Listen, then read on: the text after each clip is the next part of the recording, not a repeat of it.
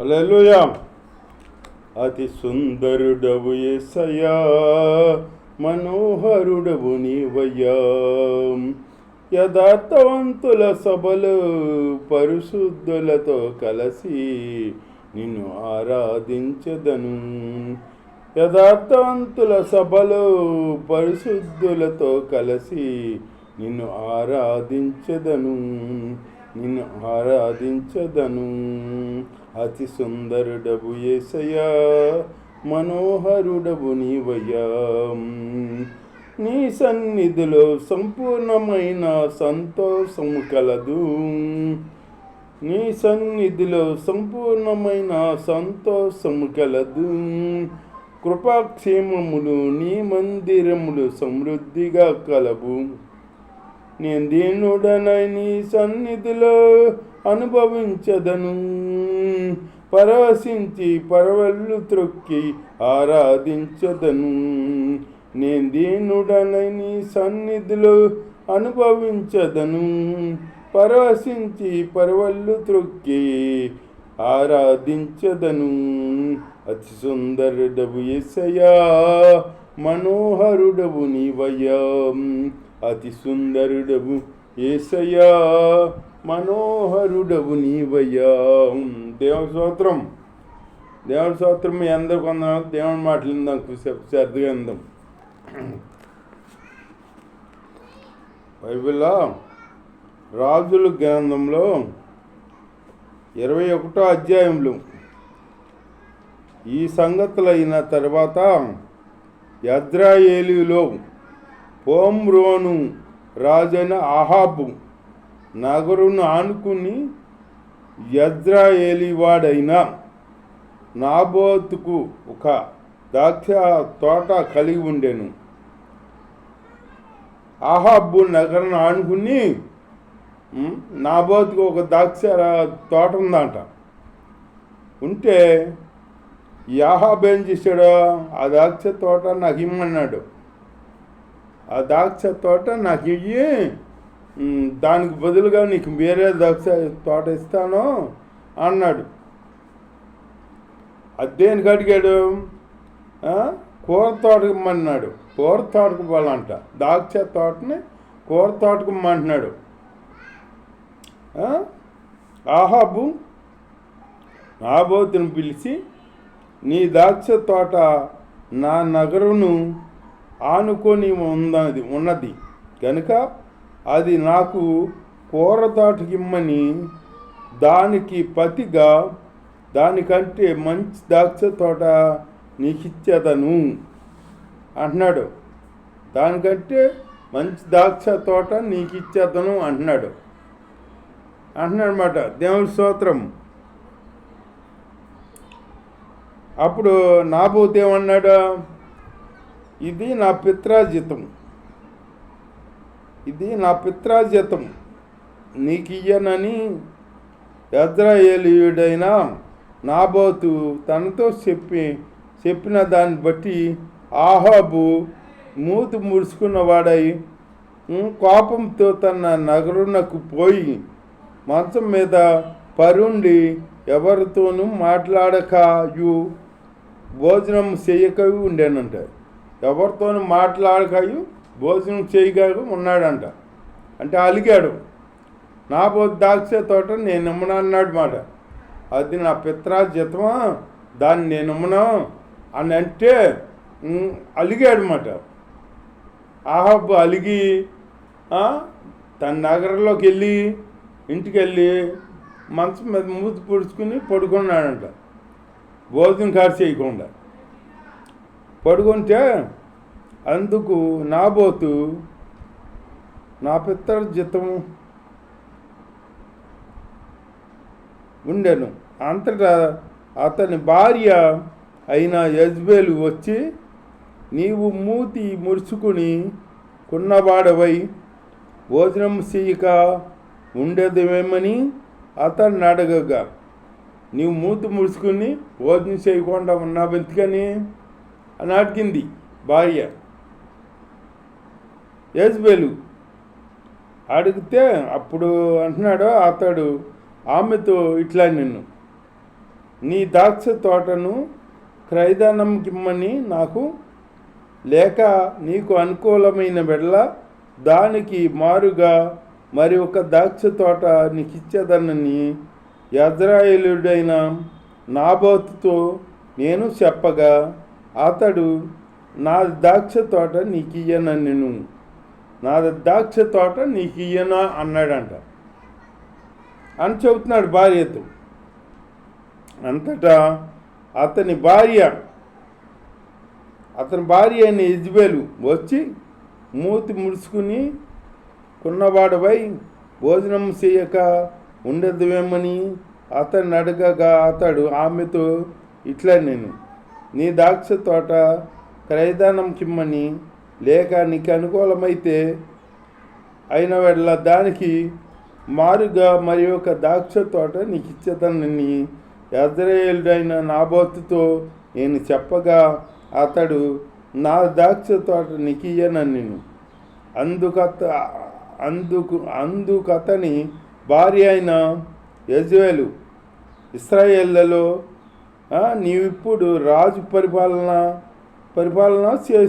చేయుట కదా, రాజువు నువ్వు, రాజువై అలుగుతామేంటి, రాజుగా నువ్వు అలగకూడదు అని చెప్పి ఆహాబుని భోంచేయమన్నమాట. ఆహాబుని భోంచేయమంది. నువ్వు భోంచేయి, దాని సంగతి నేను చూసుకుంటాను, నా బౌద్ధు ద్రాక్ష తోట నీకు ఇప్పిస్తాను అని చెప్పిందన్నమాట. చూడు ఎట్లా చెప్తుందో, రౌడీ రాణిలాగా. రౌడీ రాణి ఆవిడి, రౌడీలకే రాణి. యెజబెలు రాణి అంటే అబద్ధ సాక్ష్యాలు చెప్పి మనిషిని అక్కడికక్కడే చంపించగలుగుతాం. అంతటి గొప్ప రౌడీ రాణి మాట ఆవిడ. భోజనం చేయమన్నమాట. దేవుడి స్తోత్రం. అందుకు అతని భార్య అయిన యెజబెలు, ఇశ్రాయేలులో నీవిప్పుడు రాజు పరిపాలన చేయుట లేదా, లేచి భోజనము చేసి మనసులో సంతోషముగా ఉండుము. నేను యెజ్రెయేలీయుడైన నాబోతు ద్రాక్ష తోట నీకిప్పించేదనని అతనితో చెప్పాను. నీకిప్పించేదనని అతనితో చెప్పిందన్నమాట. ఆహాబు పేరట తాకీదు రాయించి అతన్ని ముద్రతో ముద్రించి ఆ తాకీదును నాబోతు నివాసము చేస్తున్న పట్టణము పెద్దలకు సామంతులకు పంపిందంట ఆ తాకీదు. అండ్ ఏమని, నాబోతు రాజుకి వ్యతిరేకంగా, దేవుడికి వ్యతిరేకంగా తిరిగాడు అని అబద్ధ సాక్ష్యం చెప్పించమాట. అబద్ధ సాక్ష్యం చెప్పించి ఆహాబు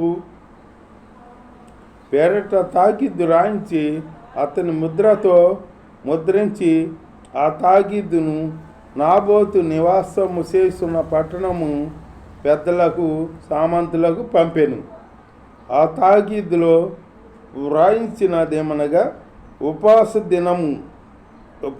దినము జరగవాలనని మీరు చాటించి నాబోతును జనుల ఎదుట నిలబెట్టి, నీవు దేవునిని రాజును దూషించుతవని అతని మీద సాక్ష్యము పలుకుటకు పనికి మాలిన 2 మనుషులను సిద్ధపరిచింది. పనికి మాలిన 2 మనుషులను సిద్ధపరిచింది మాట.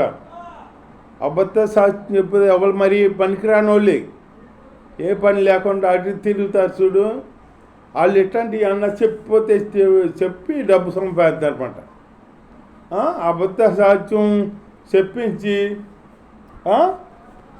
ఆ తాకీదు రాయించిందన్నమాట. అప్పుడు బయటికి తీసుకుని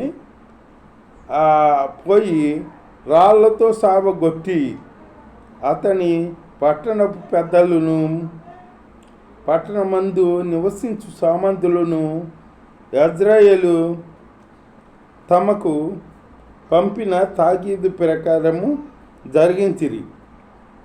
రాళ్ళతో కొట్టి చంపేశారు నాబోతుని. దేవుడికి వ్యతిరేకంగా, రాజుకి వ్యతిరేకంగా ప్రవర్తించాడు అని చెప్పింది, రాయించింది కదా. రాయించేటప్పటికి వాళ్ళు అది నిజమనుకుని అతను నాబోతుని రాళ్ళతో కొట్టి చంపేశారన్నమాట. దేవుడి స్తోత్రం, హల్లెలూయా. ఎట్లా అనగా వారు ఉపవాస దినము సాటించి నాబోతును జనుల ఎదుట నిలబెట్టిరి. అప్పుడు పనికిమాలిన ఇద్దరు మనుషులు సమాజంలో ప్రవేశించి అతని ఎదుట కూర్చుండి, నాబోతు దేవునిని రాజును దూషించానని జనుల పక్షమున ఆ నాబోతు మీద సాక్ష్యం పలకగా, నాబోతు మీద సాక్ష్యం పలికారంట. అబద్ధ సాక్ష్యం చెప్పారు. అబద్ధ సాక్ష్యం చెబుతాకుంటారు పనికి మానోళ్ళు, ఖాళీగా తిరుగుతారన్నమాట. ఎవరు అబద్ధం సాక్ష్యం చెప్పాలన్నా వాళ్ళు చెబుతారు, డబ్బులు ఇస్తే చెప్పించారన్నమాట. అబద్ధ సాక్ష్యం చెప్పించి నాబోతుని చంపించేశారన్నమాట. రాళ్ళతో బయటికి అతన్ని తీసుకుని పోయి రాళ్లతో సావగొట్టిరి. నాబోతు రాళ్ల దెబ్బల చేత మరణమయ్యానని వారు యెజ్బెలునకు వర్తమానం పంపగా, నాబోతు రాతి దెబ్బల చేత మరణమయ్యాను. యెజ్బెలు విని, నాబోతు సజీవుడు కాడు, అతడు చనిపోయాను కనుక నీవు లేచి యెజ్రెయేలుడైన నాబోతు క్రయధనమునకు నీకియ్యనొల్లక పోయిన అతని ద్రాక్ష తోటను స్వాధీనపరుచుకున్నమాట. ఇప్పుడు నాబోతు, నా ద్రాక్ష తోట నీకు ఇమ్మనం, నాది నా పిత్రార్జితం అన్నాడు కదా నాబోతు. ఈ నాబోతు చనిపోయాడో, నువ్వు వెళ్ళి ఆ ద్రాక్ష తోట నీ సొంతం చేసుకో వెళ్ళి అని చెబుతుంది ఆహాబు రాజుకి. యెజ్బెలు రాణి చూడు, రౌడీ రాణి ఎట్లా చేసిందో, చేసి తప్పించేసిందన్నమాట. నాబోతు చనిపోయానని ఆహాబు విని, నీవు యెజ్రెయేలీయుడైన నాబోతు ద్రాక్ష తోటను స్వాధీనం చేసుకున్న అప్పుడు యెహోవా వాక్కు తిష్బీయుడైన ఏలీయాకు ప్రత్యక్షమై, అప్పుడు యెహోవా వాక్కు ఏలీయాకు తిష్బీయుడైన ఏలీయాకు ప్రత్యక్షమై ఎలాగూ సెలవిచ్చాను, నీవు లేచి హోమ్రోనులోనున్న ఇశ్రాయేలు రాజైన ఆహాబును ఎదుర్కొంటకు బయలుదేరుము. ఆహాబును ఎదుర్కొంటకి బయలుదేరమన్నాడు యేసయ్య. దేవుడు చెప్పాడన్నమాట. నీవు అతన్ని చూసి ఇలాగూ ప్రకటించుము, యెహోవా సెలవిచ్చినదేమనగా, దీన్ని స్వాధీన పరుచుకునవలెనని నీవు నాబోతులను సంపించితివి కదా. యెహోవా సెలవిచ్చినదేమనగా, ఏ స్థలమందు కుక్కలు నాబోతు రక్తమును నాకెను, ఆ స్థలమందే కుక్కలు నీ రక్తమును నిజంగా నాకునని అతనితో చెప్పాను. అతనితో చెప్పాడు, ఏ స్థలంలో నాబోతు రక్తాన్ని కుక్కలు లాగినాయో అదే స్థలంలో నీ రక్తం కాడ కుక్కలు లాగుతాయి అని చెప్పాడన్నమాట ఏలియా. అంతటా ఆహాబు ఏలియాను చూసి, నా పగవాడా, నీ చేతిలో నేను సిక్కబడితినా అని పలుకగా ఏలియా ఇట్లా, నేను యెహోవా దృష్టికి కీడు చేయుటకు నిన్ను నీవే అమ్ముకొని ఉన్నావు అని చెబుతున్నాడు అన్నమాట. యెహోవా సన్నిధిలో కీడు చేయుటకు అని చెప్పాడన్నమాట. అందుకు యెహోవా ఎలాగూ సెలవిచ్చాను, నేను నీ మీదకి. అట్లాగే ఆహాబు భయపడ్డాడు అన్నమాట. అప్పుడు దేవుడు అంటే మరి భయం దేవుడు అంటే భయం కదా, భయపడి అప్పుడు భయపడి ఉపవాసం ఉన్నాడు అనమాట. అప్పుడు యాహాబు దేవుడి స్తోత్రం.